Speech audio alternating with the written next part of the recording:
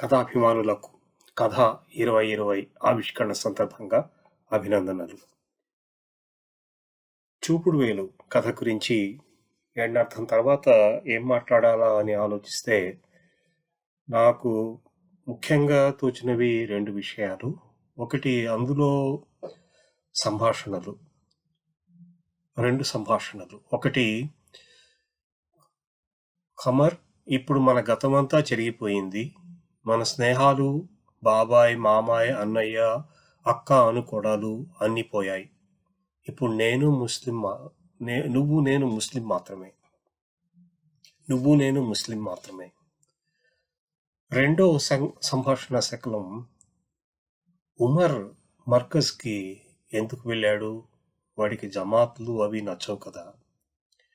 ఈ రెండు కూడా ఈ కథకి కీలకమని ఇప్పుడు నాకు అనిపిస్తుంది. ఎందుకంటే మొదటి సంభాషణలో శకలం అనుకోండి, అందులో ఒక బాధ, అంటే ఆ పాత అనుబంధాలు, సహజంగా మనం చాలా జాగ్రత్తగా దాచిపెట్టుకున్న అనుబంధాలు, అది పల్లె కానివ్వండి, పట్టణం కానివ్వండి, నగరం కానివ్వండి, ఆ స్నేహాలు అవి చెరిగిపోయాయి అన్న బాధ. రెండోది ఒక రకంగా ప్రశ్న, ఎందుకంటే ఖమర్కి ఎలాంటి రాజకీయ స్పృహ, చైతన్యం లేవు. అతను కేవలం ఒక మామూలు ముస్లిం మాత్రమే. కానీ అతను జమాత్కి వెళ్ళడం అన్నది ఒక వివాదాస్పదమైన విషయంగా మారుతుంది ఊళ్ళో.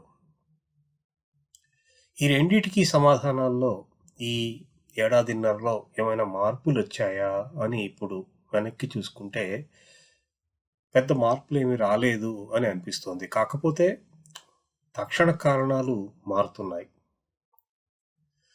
ఈ కథలో నాకు తెలుసో తెలియకో ఆ రెండు సందిగ్ధాలకి ఏమైనా ఒక పరిష్కారం లాంటిదో చెప్పానా అని వెతుక్కుంటే అదేమీ నాకు అనిపించలేదు. కథ చేసే పని అంత తేలిగ్గా ఉంటుందని నేను ఎప్పటికీ అనుకోలేను. పరిష్కారమో సందేశమో కథాగమనంలో కనీసం ఒక మజిలీ కూడా కాదని నాకు ఇప్పటికీ తెలుస్తూనే ఉంటుంది. గట్టిగా తవ్వుకుంటూ పోతే ఈ కథ గురించి కొంత నేపథ్యం ఏదో చెప్పుకోవచ్చు అనుకుంటాను.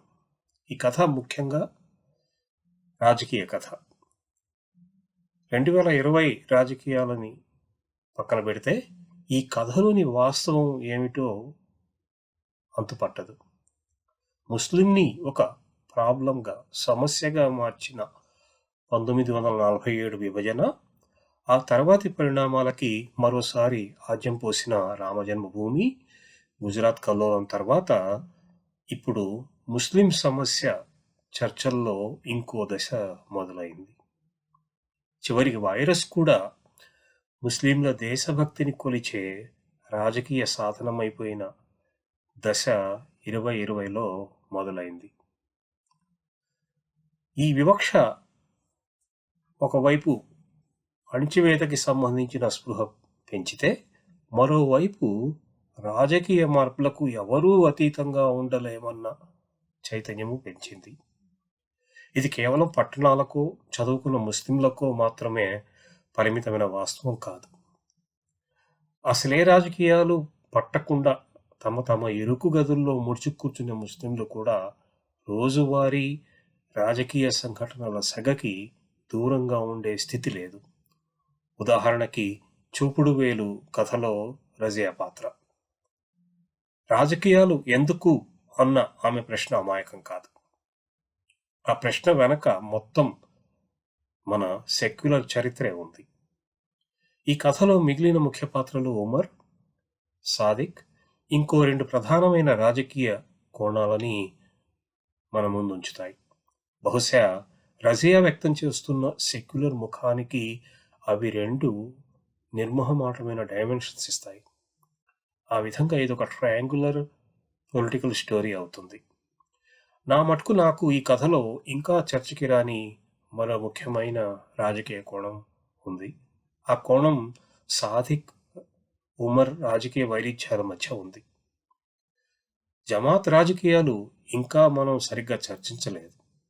అది మరీ ముస్లిం సమాజపు అంతర్గత వ్యవహారంగానే ఉంది. ఆ ముస్లిం సమాజం కూడా అనేక పరిమితులున్న, గోడలున్న సమూహం. మర్కజ్‌కి ఎందుకు వెళ్ళాడు ఉమర్? వాడికి జమాత్లు అవి నచ్చవు కదా అన్న ప్రశ్న సాదిక్‌కి కూడా చాలా సహజంగానే వచ్చింది. ఎందుకంటే ఆ అంతర్గత సమాజంలో ఏం జరుగుతుందో సాదిక్‌కు కూడా అంతుపట్టని స్థితే ఉంది. తన జీవితానికి అలవాటైన విషయాలు, రంజాన్ పండుగ కానివ్వండి, రోజాలు కానివ్వండి, ఇంకా అనేక విషయాలకి సాదిక్ కూడా ఒక విధంగా దూరంగానే బతుకుతున్నాడు. ఈ కథలో దానికి ఒక క్లూ కూడా ఉంది. రంజాన్ చంద్రుడు కనిపించడము, ఉపవాసాలు మొదలు కావడము గమనించుకోలేదు. ఇంకో విధంగా చెప్పాలంటే వాటిని గమనించుకోగలిగే ముస్లింతనానికి తను కొంచెం దూరమవుతూ వస్తున్నాడు కొంతకాలంగా. ఈ ముస్లింతనం ఎలా ఉంటుందో చెప్పాలనే ప్రయత్నం కూడా ఈ కథలో కొంత కనిపిస్తుంది. ముస్లింనెస్ అనేది ఇవాళ స్థానికంగానే కాదు, జాతీయ, అంతర్జాతీయ రాజకీయాల్లో కూడా చాలా పెద్ద ప్రశ్న. భారతదేశానికి సంబంధించినంత వరకి ముస్లిం ఉనికి 1947 నుంచి 2020 దాకా ఒకేలాగా లేదు. 2020లో వచ్చిన మార్పు ముస్లిం సమాజానికి ఎంత అవసరమో సాహిత్యానికి అంతే అవసరం. ఆ అవసరాన్ని గుర్తించడం వరకే చూపుడు వేలు చేసిన పని అనుకుంటాను.